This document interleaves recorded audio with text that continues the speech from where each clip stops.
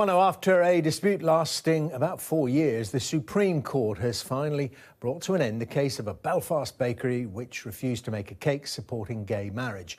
In a ruling that surprised many, the 5 judges unanimously held that the decision was based on an objection to the message the bakers were being asked to write on the cake rather than discrimination against the customer's sexual orientation. Well, to discuss it, I'm joined by Simon Calvert. He's Deputy Director of the Christian Institute, which funded the case brought by the bakery chain Ashers, and Ben Kelly is Deputy Social Media Editor with The Independent. Very good to see you both. Mr Calvert, may I start with you? Your reaction, do you feel this is a vindication and perhaps are asking why it took so long?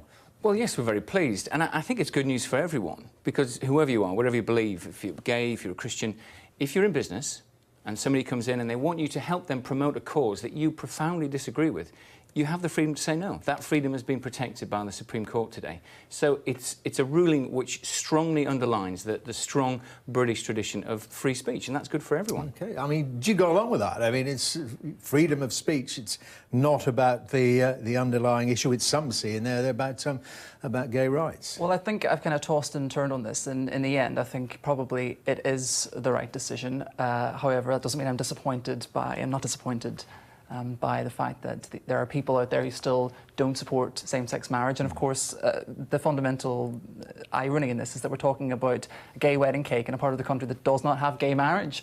And that is the real elephant in the room. Why we're spending all this years, money talking about a cake, talking about this matter, when quite frankly, I would have gone and bought the cake somewhere else, give my money to someone other than Ashers. When, yeah, the thing we should be talking about is the fact that there are rights being denied. I want to talk about rights. Rights being denied to gay citizens in Northern Ireland. But just on the judgment itself, I mean, you say all that, but would you have preferred the lower court's decisions to have been upheld? It's a tough one, but I think no. I think I wouldn't want to be seen to force my opinion onto them. It's very clear what their beliefs are. If they don't want to put this on a cake, that's fine. I do believe it was about the message and not a discrimination of the people or the man who asked for the cake. But yeah, I mean, the thing is, we still obviously need a change in society so that people think that gay people are equal and that they can have equal rights under the law. And I think that comes from the top, from legislators. We need same-sex marriage. We need the executive back in Northern Ireland to be leading from the top and saying, let's have this for the Well, people. let me ask Simon Calvert that. I mean, in terms of your funding of the whole case, and it must have cost you hundreds of thousands of pounds during the 4 years that it's been wending its way through the courts. Was that based on, as you mentioned there, your firm conviction about freedom of speech, or do you believe that there is something wrong with gay marriage? Well, the court ruling is about freedom of speech. That was always the principle that we argued about from the very beginning of this.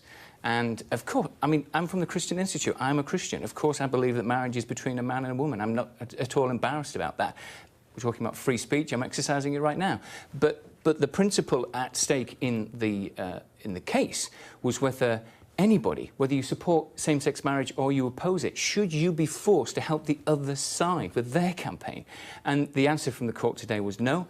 Ben Kelly's scrupulously fair. I'm interested in the motivation of the funding, given that it's about freedom of speech. Would you have got involved in a case, perhaps involving somebody wanting to get something racist or something anti-Islamic or something anti-Semitic written on a cake or a T-shirt, and there was a refusal to do so? Of course not. But you've got 5 Supreme Court judges issuing a ruling which strongly undergirds free speech for everybody. The court is not going to issue a ruling which undermines the rights of gay people. Ben and Peter Taxon and others are not going to support this ruling if they thought it undermines the rights of gay people. It's very tightly focused on the issue of free speech. So, as I keep saying, I just think that's good news for everybody. Why not be happy about it? But you're saying that it raises that issue, doesn't it, of gay rights, of LGBT rights in Northern Ireland? I take great offence, well, not great offence, but, you know, the bakers are described as Christian, and Christians, this word Christian that's being used, I mean, I'm Christian, most people in Northern Ireland are Christian. You know, you don't have the higher ground on what it means to be be a good Christian. I don't see Christian compassion or understanding in a lot of the people in Northern Ireland who object to same-sex marriage, and a lot of the people in the DUP, and a lot of the people in churches who proclaim to be people of God.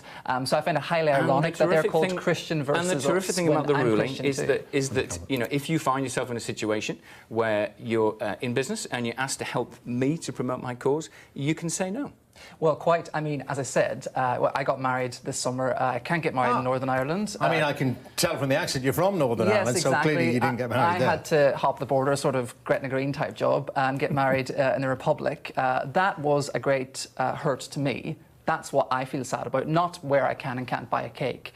I bought a cake from a lovely... You did have a cake, did you? Did you buy it from Northern Ireland? I bought it in Northern Ireland. I bought it in Derry. I bought it from a lovely lady at Funky Cake. She knows who she is. And the cake was wonderful. It was a rainbow cake. You would have loved it, actually. And we had a great day. But the real tragedy in all of that was that I couldn't get married in my own town. It wasn't where I bought the cake. I'm free to go and buy a cake wherever I like, and they're free to not put the message on the cake I want to buy. I think that's fair to me. The occasions where somebody's conscience is so strong that they don't want to help promote a message are very rare, aren't they? They're very few and far between. There aren't many of these cases. But there is a very, very important principle. Well, you could, I mean, you could imagine on, you know, on extreme issues. I mentioned some of them there. You know, if somebody comes along with a racist message, wants it on a T-shirt or something like that. Right, and of course you should be able to say, no, I don't want to help you promote your racist message. And so the Supreme Court ruling today is about that. It is about that freedom. I think you both agree. Well, what about this issue that Ben's raising there about LGBT rights in Northern Ireland? I mean, are you glad that Northern Ireland, in effect, has an opt-out on that legislation within the UK? I absolutely support traditional marriage, the union of one man, one woman for life. I actively campaigned to try to prevent the legalisation of same-sex marriage in this country. That is my conviction. But you think this case has no bearing on that? But this case, the beauty of the case was that it doesn't matter what your view is on same-sex marriage. You still benefit from the ruling. It doesn't matter whether you're a Christian or a gay man or whatever else. And I do strongly believe in that principle too. Ben and I have just been discussing outside how important it is to have freedom of speech, to be able to allow people to express different ideas, to stop trying to you know, just shout one another down and actually have a sensible debate about the different things that we believe in. And, you know, here we are doing that. And it should be celebrated that people can do that. What I would say is that there is a great irony in the fact that, you know, here is a company who don't want to put this message on because they feel it would be against their beliefs, and we're imposing our beliefs on them. The reason why we don't have same-sex marriage in Northern Ireland is because a party, the DUP, who actually make up 28% of the Northern Ireland Assembly, it's hardly, you know, it's hardly a landslide, their religious beliefs influence their political beliefs, and they are imposing that on the rest of Northern Ireland. The absolute irony that it's being imposed on us as they accuse it of us imposing it on them.